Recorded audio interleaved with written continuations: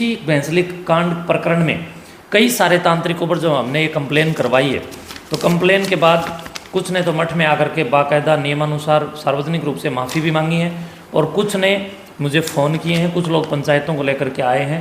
तो उनमें से विभिन्न प्रकार से तांत्रिकों ने, किसी ने मुझे कहा है कि महन जी आज के बाद हम ये काम ही छोड़ देंगे, हम तो फल फ्रूटों की रेडी लगा लेंगे। सारे दर्शकों ने प्रियंका कोहाड़ की राम राम। और आपने देखा था कि जो भैंसली वाला मामला है कि किस प्रकार से पुलिस ने जांच करी, और उसके बाद जो इस अपराध के पीछे था भूप सिंह खुद, तो उसको भी पुलिस सामने लेके आई। सारी वीडियो आपने लगातार देखी भी, अपडेट देखी भी किस प्रकार से रही। तो बात करें तो महंत योगी सुखराईनाथ जी की, तो इनके भी बयान सामने आए थे और ये हमीरवास थाना में गए भी थे। तो राम राम महाराज जी। राम राम, जय शिव बरक्ष।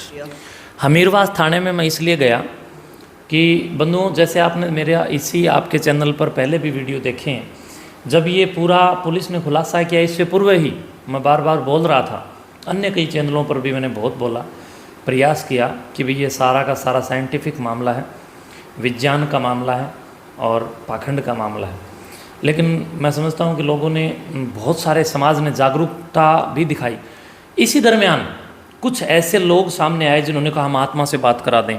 कोई कहता है कि मैं प्रेत से बात करा दूं, कोई कहता है कि मैं चौकी लगा दूं, कोई कहता है मैं इलाज कर दूं, कोई कहता है कि मैं इस चीज़ का गंडा बांध दूं। किसी भी प्रकार से समाज को बेवकूफ़ बनाने का और बुद्धू बनाने का जो लोग काम कर रहे थे, तो उन सब का हमने कुछ समय तो हमें लगा, उनकी वीडियो आदि या उनके कुछ सबूत आदि इकट्ठा करके फिर हम राजस्थान की पुलिस से संपर्क करके वहाँ हमीरवास थाने में नियमानुसार गए और नियमानुसार विधिवत रूप से आत्माओं से बात कराने वाले उस रमेश और उसकी चेली, इसके साथ साथ लगभग कई और ऐसे तांत्रिक हैं जिनके मैंने इस एप्लीकेशन में नाम लिखे हैं, जो ये 2 पेज की एप्लीकेशन है। ये एप्लीकेशन हमने वहाँ हमीरवास थाने में पुलिस को दी है और पुलिस को दे करके इसमें इन 3, 4, 5 के आसपास हैं, ये लगभग 7 हैं। तो एक इसमें से मैं समझता हूँ कि वो जो वीडियो में गलत रूप से नाम आ गया था वो हमने बाद में कटवाया है। तो इन काफ़ी लगभग 7-8 हो गए ये, इनके ऊपर हमने एक एप्लीकेशन दर्ज करवाई है कि भी FIR दर्ज हो और उनके ऊपर कानून का डंडा चले, और जितने भी पाखंडी भविष्य में भी इस प्रकार का पाखंड करेंगे उनके ऊपर भी हम कानूनी कार्रवाई इसी तरह कराएंगे और उन लोगों को जेल की हवा भी खिलाएंगे और सरकार के द्वारा खोली गई जेल, उन जेलों की दाल की रोटी भी वहाँ खाने के लिए मजबूर करेंगे। देखो महाराज जी, अगर गाँव की बात करें ना, मतलब हर एक गाँव में कई पाखंडी मिल जाते हैं। हाँ बिल्कुल मिल जाते हैं। इसी पूरी की पूरी तत्वदर्शिता में, इस पूरी की पूरी यात्रा में, इस भैंसली कांड के प्रकरण में समाज को सीखने को भी अगर एक ढंग से देखें तो मैं समझता हूँ कि बहुत कुछ मिला है। आप देख सकते हैं कि किसी भी तांत्रिक में दम नहीं था। ये भूप अर्थात ये भूत, यानी जो ये कातिल, ये षड्यंत्रकारी, ये दरिंदा, ये जल्लाद, वहीं इन्हीं तांत्रिकों के बीच में उसी घर में रह रहा था। इतने सारे तांत्रिक आए, सब बड़े बड़े दावे ऊपरी पराई की कर रहे थे। भूतों को देखने का दावा करने वाले लोग भूप को देख ही नहीं पाए, जो भूप रूपी भूत उन्हीं के बीच में बैठा था।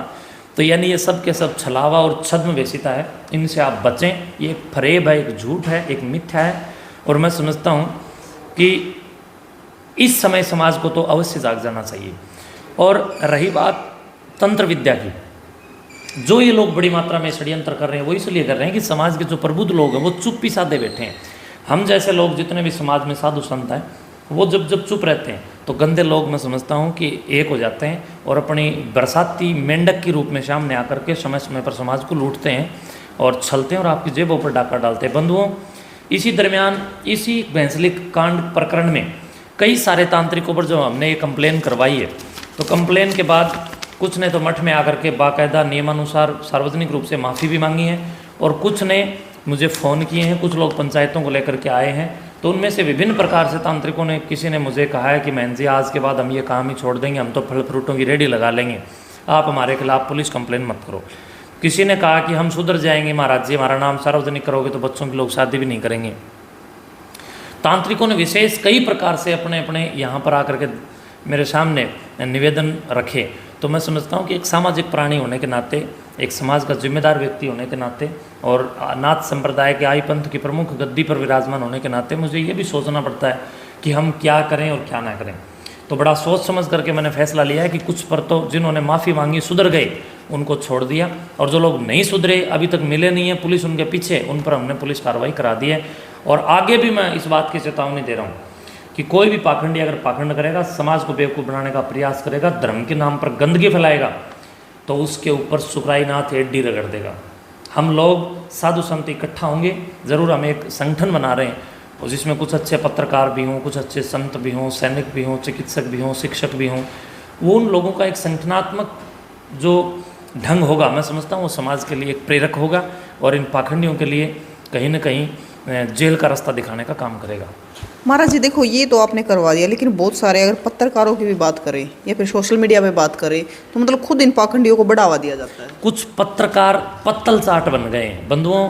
मैं समझता हूँ कि 5-5 हज़ार रुपये ले करके इन्हीं तांत्रिकों की ऐड अपने यूट्यूब शादी के ऊपर लोग ये कुछ पत्रकार कर रहे हैं।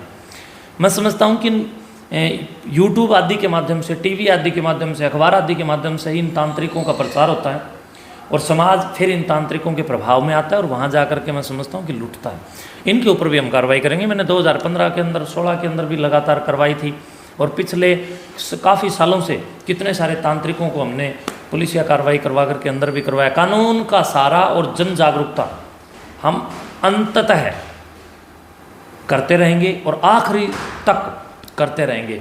मेरी तरह आप सब भी अगर लग जाओ, हम सब मिल करके अगर अपने समाज को बचाने के लिए इन तांत्रिकों के और जो गलत पत्रकार बन करके, कुछ लोग ऐसे हैं जो कि अपनी पत्रकारिता के आड़ में सिर्फ और सिर्फ पैसा और पैसा ही कमाना चाहते हैं और उनको इस पैसे की हवस ने इतना मार दिया है, इतना कायर, इतना कमज़ोर बना दिया है कि उन लोगों को ये तनिक फर्क नहीं पड़ता है कि उनके द्वारा दिखाई गई सामग्री अर्थात कंटेंट से समाज में क्या संदेश जा रहा है। इस प्रकार के यूट्यूबर्स आदि जितने भी, उनको भी कहीं ना कहीं समझना चाहिए, देखना चाहिए, जानना चाहिए कि आप क्या कर रहे हैं, समाज को क्या परोस रहे हैं, आप क्या दे रहे हैं, उससे समाज से क्या आ रहा है। महाराज जी आप तो परिवार से भी मिले थे और बाद में आप मेरे ख्याल से भूप सिंह से भी मिले, आपने उसको भी देखा कि मतलब घर का ही सदस्य है, इसके पीछे था, तो उसके बारे में क्या कहना? तो मैं पहले ही कह रहा था, घर का ही सदस्य। आप अपनी मेरी पुरानी वीडियो देखिए, मैं उनमें भी बार बार कह रहा था।